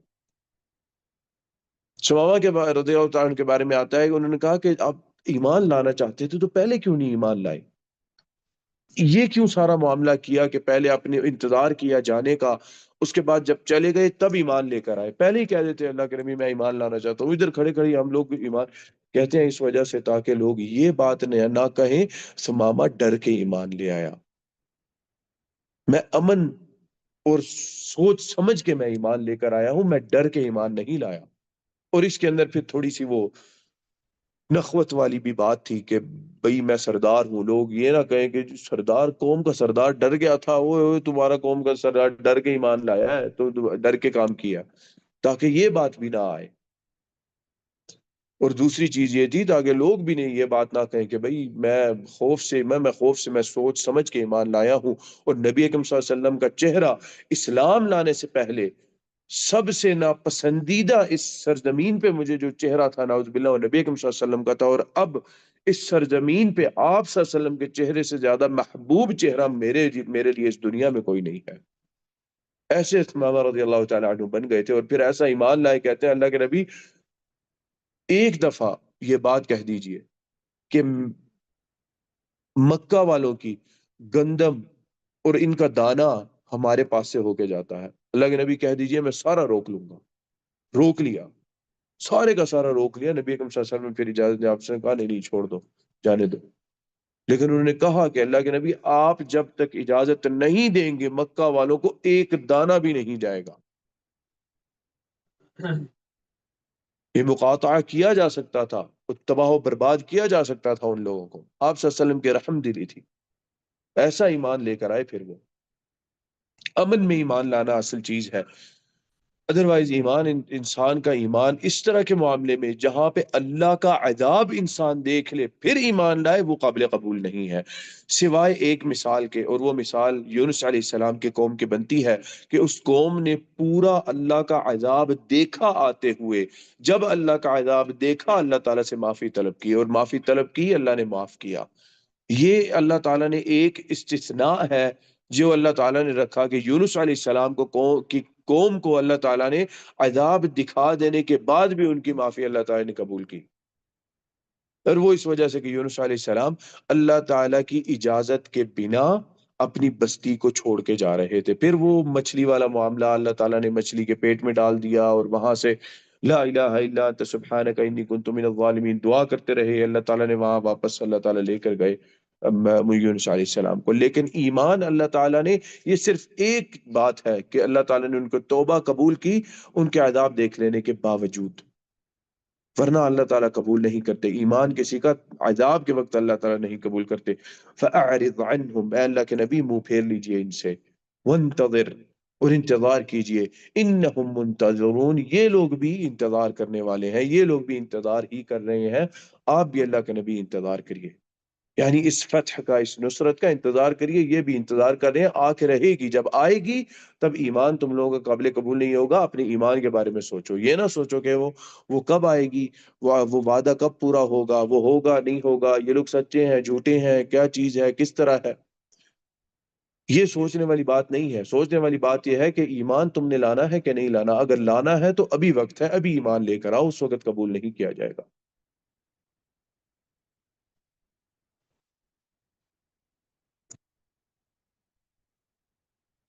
چلیے اب یہ صورت ہماری ختم ہو گئی ہے، انشاءاللہ باذن اللہ اگلے جمعے سے اگلی انشاءاللہ کوئی صورت شروع کریں گے، اس کو انشاءاللہ ڈیسائیڈ کرتے ہیں، ڈیسائیڈ کر کے انشاءاللہ وہ صورت شروع کریں گے۔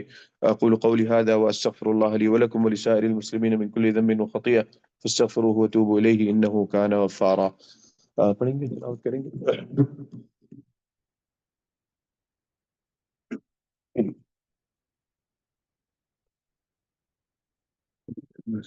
أعوذ بالله من الشيطان الرجيم بسم الله الرحمن الرحيم أولم يهد لهم كم أهلكنا من قبلهم من القرون يمشون في مساكنهم إن في ذلك لآيات أفلا يسمعون أولم يروا أنا نسوق الماء إلى الأرض الجرز فنخرج به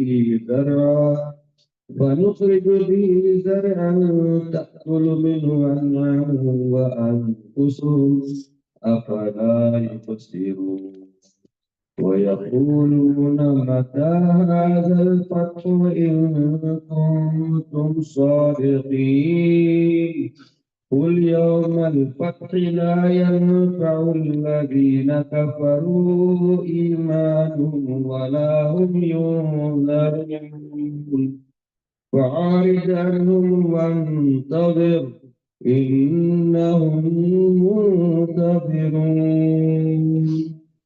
جزاک اللہ۔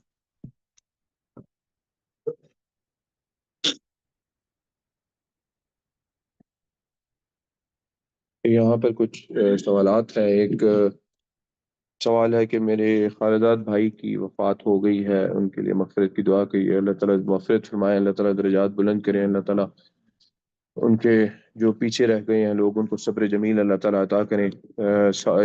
اسلام میں احتجاج کرنا جائز ہے یا نہیں، خاص طور پر وہ لوگ جو سڑکوں کو بند کرتے ہیں اور سڑکوں پر نکلتے ہیں۔ دیکھیں، احتجاج کا معاملہ یہ تھوڑا سا سیاسی مسئلہ ہے، سیاسی بات ہے یہ کوئی، اور اس کے اندر یہ چیز ہے کہ ایک تو ہم نے یہ دیکھنا ہے کہ کیا قانون اس کی اجازت دیتا ہے، ٹھیک ہے؟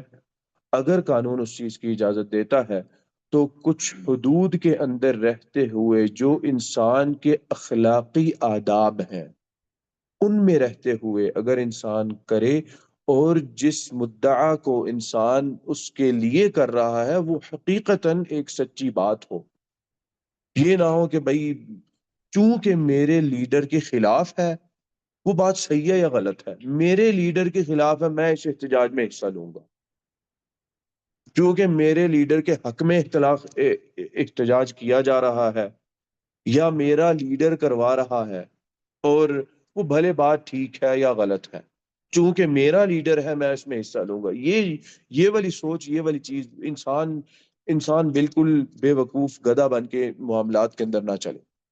جہاں پہ جو بات غلط ہے بندہ کہ نہیں، اگرچہ میرا لیڈر ہی کیوں نہ ہو جس کو میں پسند کرتا ہوں، بات غلط ہے تو بات غلط ہے۔ دوسری چیز یہ ہے کہ اگر احتجاج جگہ کا امن خراب کرنے والا ہو اس طرح کے احتجاج میں انسان حصہ نہ لے۔ بد امنی پیدا کرنے کے گناہ کے اندر، یہ گناہ ہے بد امنی پیدا کرنا، بد امنی کے گناہ کے اندر انسان کا پورا پورا ہاتھ ہوگا اور انسان کو اس کی سخت سزا ملے گی۔ امن، نبی اکرم صلی اللہ علیہ وسلم نے پڑھا، نبی اکرم صلی اللہ علیہ وسلم نے بتایا، امن اللہ تعالیٰ کی سب سے بڑی نعمتوں میں سے ایک نعمت ہے، جس کے بارے میں اللہ تعالیٰ نے کہا حدیث میں تین چار چیزیں ہیں، ایک چیز ذکر کی اور ایسا کہا کہ اگر کسی کو یہ مل جاتی ہے تو ایسا جیسے اللہ تعالیٰ نے اس کے لیے دنیا کے خزانے کھول دیے ہوں۔ امن کی نعمت، ایسی نعمت جس کی اللہ کے ہاں اتنی اہمیت ہو، اللہ کے نبی صلی اللہ علیہ وسلم کے ہاں اتنی اہمیت ہو، اس نعمت کو ختم کرنا، جتنی اس نعمت کی اہمیت ہے اس کو اگر ختم کیا، اس کا سبب بنے، اتنی اہمیت کے برابر ہی پھر انسان کو اس کا گناہ بھی ملتا ہے۔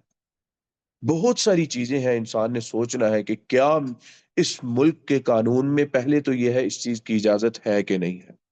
اگر اجازت ہے تو توڑ پھوڑ اور یہ تو کسی طرح بھی جائز نہیں ہے، انسان توڑ پھوڑ کرتا پھرے، اور انسان یہ ہر عاقل آدمی سمجھتا ہے، جس کو اللہ تعالیٰ نے عقل دی ہے یہ ہر بندہ سمجھتا ہے۔ لیکن بات یہ ہوتی ہے کہ جب اس طرح کے احتجاجات میں نکلتے ہیں اچھے خاصے پڑھے اور عقل مند لوگ، پڑھے ہوئے لوگ، عقل رکھنے والے لوگ، وہ بھی توڑ پھوڑ کرتے ہوئے جاتے ہیں اور وہ اس کو اپنا حق سمجھتے ہیں کہ بھئی ہم اپنی بات منوا رہے ہیں۔ اور ایک اور چیز کا جس کا آپ نے خیال رکھنا ہے، جو بات منوانی ہے کیا حقیقتاً وہ بات ٹھیک ہے یا غلط ہے؟ کیا یہ بات اتنی بڑی ہے کہ کیونکہ احتجاج سے ملک کا امن خراب ہوتا ہے، کیا یہ بات اتنی اہمیت کی حامل ہے کہ ملک کا امن کو خراب کیا جائے، چاہے وہ تھوڑی دیر کے لیے ہو، چاہے وہ تھوڑا ہی کیوں نہ ہو؟ کیا یہ بات اس چیز کی اہمیت، اس کی اہمیت اتنی ہے؟ اگر نہیں ہے تو انسان خاموشی سے چپ کر کے بیٹھے۔ اگر فعلاً کوئی بڑی بات ہے اور اس کو منوانا ہے اور وہ صحیح ٹھیک بات ہے تو ٹھیک ہے، انسان امن کے کچھ دائرے کے اندر رہتے ہوئے، اخلاقیات اور آداب کا کچھ خیال رکھتے ہوئے، یہاں پہ یہ ہوتا ہے کہ لوگوں کی عزتیں، عورتیں گزر رہی ہیں، ان کو تنگ کیا جا رہا ہے اور وہ یہ احتجاج ہو رہا ہے۔ کچھ لوگ تو بس مزے لینے کے لیے احتجاج میں چلے جاتے ہیں، بھئی مزہ آئے گا چلو چلتے ہیں۔ لوٹ کسوٹ چل رہی ہے، وہ بیچارہ ریڑی والا کھڑا ہے، اس نے پھل بیچنے ہیں، چل آ جائے اور اٹھا لیتے ہیں۔ رستے میں اٹھاتے ہوئے گئے، 2 منٹ لگے، بیچارے کی ریڑی خالی ہوگی ساری۔ اس نے اٹھایا، اس نے اٹھایا، اس نے اٹھایا، اس کی ریڑی پہ بیچارے کتنی چیز پڑی ہوگی، چوری ہو گئی نا۔ اب اس لیڈر کی وجہ سے یہ اس کے گلے میں جائے گی بات، کرنے والوں کو بھی گناہ ملے گا اور اس کے گلے میں بھی یہ بات پڑے گی۔ خیال رکھنا ہے کہ ہم نے احتجاج کس طرح کا کرنا ہے، کیسا کرنا ہے احتجاج، اگر کرنا ہے، اور وہ بھی تب جب وہ نظام اس چیز کی اجازت دیتا ہے۔ اگر نظام اجازت نہیں دیتا، انسان پہ لازم یہی ہے کہ چپ کر کے گھر بیٹھے۔ کچھ معاملات ہیں انسان اللہ سے دعا کرے کہ اللہ تعالیٰ کوئی ایسا بندہ کھڑا کر دے جس کی بات وہ سربراہ سنے، وہ جو بھی سربراہ ہے جس کے اندر جو بھی جیسی بھی غلطی ہے، کوئی ایسا بندہ اللہ تعالیٰ کھڑا کر دے کہ یہ سربراہ اس کی بات سنے۔ بہت ساری چیزیں ہیں، بہت سارے ہیں، یہ سبحان اللہ فطروں کے متعلق مسائل ہیں، اور یہ مسائل بڑی گہرائی ہے ان مسائل کے اندر، بہت اللہ سبحان اللہ یہ ڈیپ جاتے ہیں یہ مسائل۔ یہ میں نے چند چیزیں آپ کے سامنے بیان کی ہے کہ یہ چیزیں، اور وہی بات ہے آج کل جو احتجاج چل رہے ہیں، صرف ان چند چیزوں کو سامنے رکھیں گے تو انسان کہے گا یار یہ تو کوئی احتجاج بھی جائز ہی نہیں ہے۔ صرف ان چند چیزوں کو سامنے رکھیں، وہ تو جائز ہی نہیں بنتا پھر احتجاج۔ اگر مدعا ٹھیک بھی ہو، جو طریقہ، جو انداز اور جو معاملات ہو جاتے ہیں اس کے سارا خراب ہو جاتا ہے۔ لوگوں کی تجارتیں، لوگوں کا نقصان، لوگوں کا مالی نقصان، تجارتیں تباہ کر دینا، لوگوں کے گھروں کو تباہ کر دینا، گاڑی کو آگ لگا دینا، کیا بات ہے یہ سمجھ نہیں آتی ہے۔ ایک بیچارے کی گاڑی کھڑی ہے، اس بیچارے سے غلطی ہو گئی، اس بیچارے نے آج گاڑی کھڑی کر دی، یہاں پہ پیٹرول ڈالا، آگ لگا دی، وہاں بھی وہاں احتجاج ہو رہا ہے، سبحان اللہ۔ اس چیز کے متعلق اب حکومت بھی کوئی کچھ نہیں کر سکتی، یہ احتجاج ہو رہا ہے اس چیز سے۔ اس لیے بیشتر وقت یہی ہوتا ہے کہ یہ بد امنی پیدا کرتا ہے، یہ کوئی امن شمن نہیں لے کے آتا احتجاج۔ ہاں ٹھیک ہے، کچھ چیزوں میں فعلاً لوگوں نے کچھ اپنی باتیں منوائی ہیں جو اچھا دعویٰ تھا اور اچھی باتیں تھیں، وہ حکومت سے منوائی ہیں، اس طرح احتجاج کے ذریعے مانی گئی ہیں وہ باتیں۔ لیکن وہی چیز ہے، ہم نے کچھ شرائط اور کچھ چیزوں کو سامنے رکھنا ہے۔ یہ سوال ہے، کچھ لمبا سوال ہے اس میں، کہ اللہ تعالیٰ نے سورۃ الملک میں دیگر جگہ فرمایا الذی خلق الموت والحیات، پہلے اللہ نے موت کا ذکر کیا۔ ابن کثیر رحمہ اللہ نے شرح میں فرمایا کہ موت زندگی سے پہلے وجود میں آئی۔ یہاں کچھ اشکال ہے۔ سورہ بقرہ آیت نمبر 28 میں اللہ تعالیٰ نے سائیکل بیان کیا، موت، زندگی، موت اور پھر زندگی، تو کیا موت بھی حالت ہے جسے پیدا کیا گیا؟ جزاکم اللہ خیرہ۔ دیکھیں، موت بھی ایک ایسی صورت ہے جس کو اللہ تعالیٰ نے، یعنی ہر چیز اللہ تعالیٰ نے اس دنیا کے اندر جو رکھی ہے نا، وہ پیدا کی ہے اللہ نے۔ اب ضروری نہیں ہے کہ جو چیز اللہ تعالیٰ نے پیدا کی ہے، وہ پیدا کا مطلب یہ ہے کہ اس میں حیات ہو۔ وہ حیات جو ہمارے نزدیک جس کو حیات کہتے ہیں، یعنی وہ حرکت کر رہی ہے، اس میں روح ہے اور وہ اپنے سے ہل جل رہی ہے، بہت ساری چیزیں ہیں جس کی حیات ہم سے مختلف ہے۔ جیسے کہ نباتات ہیں، ان کی بھی حیات ہے، ان کی زندگی ہے، ان کا تکاثر ہے۔ تکاثر یعنی تکاثر انسانوں میں ازواجی جو رشتہ ہے اس سے، ازدواجی رشتے سے، ان کا ازدواجی رشتہ بھی موجود ہے نباتات کا، جس کو تلقیح کہا جاتا ہے۔ اور تو یہ تلقیح کیسے ہوتی ہے کہ اس کا جو تنا ہے اس کو کاٹا جاتا ہے درمیان سے، اوپر، بالکل اوپر سے اس کو تھوڑا سا کاٹا جاتا ہے، وہاں سے یا تو خود یا ہوا کے ذریعے اللہ تعالیٰ، یعنی ہوا اس سمت چلے گی، تو اس کا مطلب کیا ہے؟ مطلب اس کا پھر یہ بھی ہے کہ نباتات میں بھی ذکر اور انثی موجود ہے۔ ذکر کو کیا جاتا ہے تاکہ انثی کے اندر، اور پھر وہاں پہ پھل پیدا ہوتا ہے، اس درخت میں پھل لگتا ہے، اور وہ اس پھل کی صفات ایسی، اس طرح کی تقریباً ملتی جلتی صفات ہوتی ہیں، اور اس پھل میں صفات اس اپنے درخت کی بھی ہوں گی، اور جس درخت سے تلقیح کی گئی، جس درخت سے ان دانوں کو لیا گیا، یہ پھولوں کے اندر بھی ہے، چھوٹے پھول جو ہوتے ہیں ان کے اندر بھی یہ والا سلسلہ اور یہ ساری چیز موجود ہے۔ تو تخلیق کا ضرور ہمیشہ مطلب یہ نہیں ہے کہ اللہ تعالیٰ ہمیشہ اس طرح زندہ ہلتے جلتی چیز کو اللہ تعالیٰ تخلیق کرے۔ تخلیق بہت ساری قسم کیا، اور ہاں، اللہ تعالیٰ نے موت کو پیدا کیا۔ چاہے اللہ تعالیٰ نے موت کو پہلے پیدا کیا زندگی سے، حیات سے، یا بعد میں پیدا کیا، اہم چیز وہی بات ہے، ہم واپس اسی سوال کی طرف آ جاتے ہیں کہ جو یہاں پہ ہم نے آیت کے اندر پڑھا، لا ينفع الذين كفروا ایمانهم یوم الفتح، لا ينفع الذين كفروا۔ فتح کے متعلق سوچ رہے ہو تو سوچنے کا زاویہ بدل دو، یہ نہ سوچو کہ کب آئے گی، کس طرح کی آئے گی، کتنی آئے گی، کیسی ہوگی، زاویہ بدلو۔ زاویہ اس سے سوچو، یار میں نے ایمان لانا ہے نہیں لانا، یہ ایمان کیا ہے، کس طرح ہے، کہ ایمان کے معاملات کو دیکھو۔ نبی اکرم صلی اللہ علیہ وسلم سے ایک بندے نے آگے پوچھا، یا رسول اللہ متی الساعہ، قیامت کب ہے؟ آپ صلی اللہ علیہ وسلم نے کیا جواب دیا؟ آپ صلی اللہ علیہ وسلم نے کہا، هل اعتدت لها؟ جواب میں اللہ نے اس کے متعلق کوئی بات ہی نہیں کی، متا کے متعلق، کب کے بارے میں۔ اللہ نے کہا تم نے تیاری کی اس کے؟ نبی اکرم صلی اللہ علیہ وسلم نے، نبی اکرم صلی اللہ علیہ وسلم نے کہا تم نے تیاری کی اس کے بارے میں؟ هل اعددت لها، تیاری کر رہے ہیں اس کے بارے میں؟ اصل سوال، اس کا اصل چیز جس کی طرف توجہ ہونی چاہیے وہ یہ ہونی چاہیے، میں نے قیامت کے بارے میں، قیامت کے متعلق میں نے تیاری کی۔ کب کا تعلق تو میرے ساتھ ہی نہیں ہے، وہ تو کب، اتنی بڑی کب ہے، اللہ تعالیٰ نے کہہ دیا وہاں پہ انتظار کرنا ہوگا، 50,000 سال کا دن ہوگا، ہم تصور نہیں کر سکتے۔ اللہ تعالیٰ نے کہا میرے ہاں، ان یوما عند ربک کالف سنۃ مما تعدون، میرے ہاں ایک دن تمہارے 1000 سال کے برابر ہے۔ اگر تھوڑا سا سوچیں، کچھ لوگوں نے کہا، کچھ لوگوں نے اس کا کچھ کیلکولیشن کی، ابراہیم علیہ السلام اور آج کے درمیان کتنا وقفہ بنتا ہے؟ کچھ لوگوں نے کہا تقریباً 10,000 سال بنتے ہیں اللہ تعالیٰ کے ہاں۔ اگر اللہ تعالیٰ کے مطابق رکھیں یہ تو صرف مشکل سے 10 دن بنے۔ اللہ تعالیٰ کے ہاں تو دنیا پیدا کیے ہوئے، اور یہ کھربوں لوگوں کا پیدا ہو جانا، مر جانا، سویلائزیشنز کا آ جانا، ان کا ختم ہو جانا، ترقیاں، اور کچھ لوگ تو یہ بھی کہتے ہیں کہ آج سے پہلے، آج سے زیادہ ترقی ہوئی دنیا نے کی، اس کے بعد وہ ختم ہوئی، اللہ تعالیٰ نے پھر سے شروع کیا، اور پھر سے اب ہم اس ترقی پہ واپس پہنچ رہے ہیں۔ یہ سارا سلسلہ، یہ سارا اللہ تعالیٰ کے مطابق، تو اگر ہم یہ کہیں کہ فعلاً وہ 10,000 سال ہے تو اللہ تعالیٰ کے نزدیک تو 10 دن ہوئے صرف۔ کہ ابھی تو صرف 10 دن ہوئے ہیں اس دنیا کو قائم ہوئے ہوئے. تو اصل ہماری بات، اصل جس چیز کی طرف ہماری توجہ ہونی چاہیے وہ یہ ہونی چاہیے کہ کیا میں نے موت کے متعلق تیاری کی؟ موت کو اللہ نے پیدا کیا، ہاں جی پیدا کیا، بالکل کوئی نہیں ہے، ہر چیز کا پیدا کرنے والا اللہ تعالیٰ ہے. پیدا کیا اللہ تعالیٰ نے موت کو. یہاں پہ وہی بات آ جائے گی، کیا موت کے متعلق ہم نے تیاری کی؟ پیدا تو کر دیا اللہ نے، ہم کچھ کر سکتے ہیں اس کے بارے میں؟ نہیں کر سکتے. قیامت کے دن موت ایک ایسی چیز ہے جس کو آپ پکڑ کے ایسے دیکھ نہیں سکتے کہ بھئی یہ موت ہے، میں دیکھ رہا ہوں اس کو. موت ایک کہہ لیں شاید احساس ہے یا ایک کیفیت ہے. موت ایک کیفیت ہے، اس کیفیت کو اللہ نے پیدا کیا. اللہ تعالیٰ کے ہاں کوئی چیز ناممکن نہیں ہے، اس کو پیدا کر دیا اللہ نے. قیامت کے دن جب جہنم والے جہنم میں چلے جائیں گے، جنت والے جنت میں چلے جائیں گے، اصحاب الاعراف والے درمیان میں کھڑے ہوں گے، سارا معاملہ ہوگا.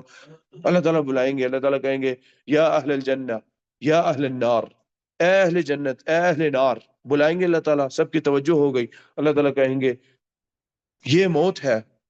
اللہ تعالیٰ مینڈے کی صورت میں موت کو لے کر آئیں گے، اس کو ذبح کر دیں گے، اور اللہ تعالیٰ کہیں گے خلود فلا موت، ہمیشگی کی اب زندگی ہے، موت نہیں ہے. جہنم والے اتنا روئیں گے، اتنا روئیں گے، اتنا روئیں گے کہ اگر ان آنسوں میں وہ کشتیاں چلا سکتے ہو تو وہ چلا سکیں گے، لیکن اس دن کا رونے کا کوئی فائدہ ہی نہیں. اب اس سے بھی یہ پتہ چلتا ہے کہ موت پیدا کی گئی، بنائی ہے اللہ تعالیٰ نے موت، وہ چاہے حیات سے پہلے یا حیات کے بعد، زندگی سے پہلے ہو یا زندگی کے بعد، دونوں کا ذکر اللہ تعالیٰ نے قرآن میں کیا. ہمیں اس کے متعلق اللہ تعالیٰ نے سبق دیا، سیکھنے کی کچھ باتیں اللہ تعالیٰ نے ہمارے سامنے رکھی اس کے متعلق. ہم نے ان باتوں پر سوچنا ہے، ان باتوں کو سیکھنا ہے، ان باتوں کے متعلق پڑھنا ہے. اللہ تعالیٰ نے وہ کس طرح کی کیا کہ یہ ہمارا. امام مالک رحمہ اللہ سے بات کی، وہ بندہ آتا ہے کہتا ہے کہ امام مالک سے آ کے پوچھا اس نے کہ کیا اللہ تعالیٰ مستوی ہے اپنے عرش پہ؟ کیا سوال تھا، کچھ اسی طرح کا تھا. استوا کیف استوا، اللہ تعالیٰ اپنے عرش پہ مستوی ہے، کیسے مستوی ہے؟ امام مالک اس سوال کی ہیبت اور عظمت کی وجہ سے سر نیچے ہو گیا، خاموشی چھا گئی. کہتے ہیں امام مالک کی پیشانی پہ وہی بات ہے نا، من کان باللہ اعرف کان باللہ اخوف، جو اللہ کو جتنا جانتا ہے اللہ تعالیٰ سے اتنا ڈرتا ہے. وہ معرفت تھی ان کو، اتنی گھبراہٹ کہ یار ہمت کیسے ہوئی اس کی اللہ کے بارے میں یہ پوچھتے ہوئے. اللہ تعالیٰ مستوی ہے عرش پہ، کیسے ہے؟ تم ہوتے کون ہو؟ تمہیں اللہ تعالیٰ، تم اللہ جس دنیا میں ہو نا، اتنے سے ہیں، اللہ کے نزدیک وہ پوری دنیا اتنی سی ہے، مچھر کے پر کے برابر نہیں ہے. یہ جتنی کائناتیں ہیں اور جتنی یونیورسز ہیں، پھر گلیکسیز ہیں، پھر ملٹی گلیکسیز ہیں، یہ ایسی چیز ہے جو ہم کہتے ہیں کہ یار اس تک تو کبھی رسائی نہیں ہو سکتی. یہ اللہ تعالیٰ کے دائیں ہاتھ پہ یہ سارا لپٹا ہوا ہوگا. مطویات بیمینہ، اللہ تعالیٰ کے نزدیک کے ہمت کیسے ہوئی تمہاری یہ سوال پوچھتے ہوئے؟ جواب دیا اس کو، سر اٹھایا، پیشانی پہ پسینہ تھا، جواب دیا اس کو کہ استوا یہ ہے، الاستواء معلوم والکیف مجہول والایمان عنہ واجب والایمان علیہ واجب، کہ اس پہ ایمان لانا واجب ہے. اور اس کے بعد آخر میں کہا وما انت الا مبتدع، تم بدعت کرنے والے شخص ہو، اس کو نکال دو میری مجلس سے. امام مالک کے طلباء نے نکال دیا، یہ فتنہ ڈالے گا میرے طلباء کے اندر. یہ پوچھنے کا اللہ تعالیٰ نے قیامت کے اللہ پوچھیں گے ہی نہیں تجھے میرے استوا کا پتا تھا؟ ہاں جی پتا تھا. میں کیسے بیٹھتا تو مجھے بتا. اللہ تعالیٰ پوچھیں گے ہی نہیں. نہ پوچھنے والی بات کے اندر لوگوں نے ساری زندگی گزار دی اس طرح کے مسائل کے اندر لڑائی کرتے ہوئے. نبی اکرم صلی اللہ علیہ وسلم، امام احمد رحمہ اللہ کے ایک عام سا وہ مناقشہ تھا جہم بن صفوان کے ساتھ. انہوں نے کہا کہ یہ ساری بات تم کرتے ہو، کیا اللہ کے نبی کو پتا تھی؟ اگر اب وہ ہاں کہتا تو پھنس جاتا. اللہ کے نبی سے تو ایسی کوئی بات نہیں آتی کہ اللہ تعالیٰ نے اپنی صفات اور اس طرح کے بارے میں یہ تفصیلات بیان کی ہوں، یہ ایسے ہے، یہ ایسے ہے، یہ ایسے ہے، استوا کا یہ مطلب کوئی نہیں آتی. اگر وہ ہاں کہتا تو کدھر بیان کیا اللہ کے نبی نے؟ اس کا مطلب اللہ کے نبی علم چھپا کے چلے گئے. اگر نہ کہتا وہ تب بھی پھنس گیا. تم کہاں سے دعویٰ کر رہے ہو؟ ٹھیک ہے، وہاں پہ پھر امام احمد رحمہ اللہ نے بات کہی کہ اگر یہ بات اس کا جواب نہیں ہے تو تم کیسے ایسے علم کا دعویٰ کر سکتے ہو جو اللہ کے نبی کے پاس نہیں تھا، جس کی وضاحت اللہ کے نبی نے نہیں دی؟ اللہ کے نبی نے کہا یہ صفات ہیں، اس پہ ایمان رکھنا ہے، وہ السمیع البصیر، بس اللہ تعالیٰ سنتے ہیں، دیکھتے ہیں۔ اب کیفیت کیا ہے اللہ کے سننے اور دیکھنے، ہم سے مطلوب ہی نہیں ہے۔ تو یہ وہ چیز ہے، ہم نے موت کے متعلق کیا تیاری کی، قبر کے متعلق ہم نے کیا تیاری کی، ہمارا ایمان ہے مریں گے ہم لوگ۔ موت کو اللہ نے پیدا کیا جس طرح بھی، جیسے ہاں جی پیدا کیا، جیسے بھی کیا وہ اللہ تعالیٰ کے اپنے معاملات ہیں۔ اللہ تعالیٰ سے دعا ہے کہ جو کہا جو سنا اللہ تعالیٰ اس پر عمل کرنے کی توفیق عطا فرمائے۔ بسم اللہ الرحمن الرحیم، الحمد للہ رب العالمین الرحمن الرحیم مالک یوم الدین، ایاک نعبد و ایاک نستعین، اهدنا الصراط المستقیم صراط الذین انعمت علیہم غیر المغضوب علیہم ولا الضالین، آمین۔ اللهم انفعنا بما علمتنا وعلمنا ما ينفعنا وزدنا علما، ربنا آتنا في الدنيا حسنة وفي الآخرة حسنة وقنا عذاب النار، اللهم اغفر لنا ما قدمنا وما أخرنا وما أسررنا وما أعلنا وما أنت أعلم به منا، أنت المقدم وأنت المؤخر، لا إله إلا أنت، اللهم إنك عفو تحب العفو فاعف عنا، اللهم إنك عفو تحب العفو فاعف عنا، اللهم انصر إخواننا المسلمين في كل مكان، اللهم انصرهم على عدوك وعدوهم، اللهم انصرهم على عدوك وعدوهم، ربنا آتنا في الدنيا حسنة وفي الآخرة حسنة وقنا عذاب النار، ربنا تقبل منا إنك أنت السميع العليم وتب علينا إنك أنت التواب الرحيم، وصل اللهم وسلم على نبينا محمد وعلى آله وصحبه أجمعين.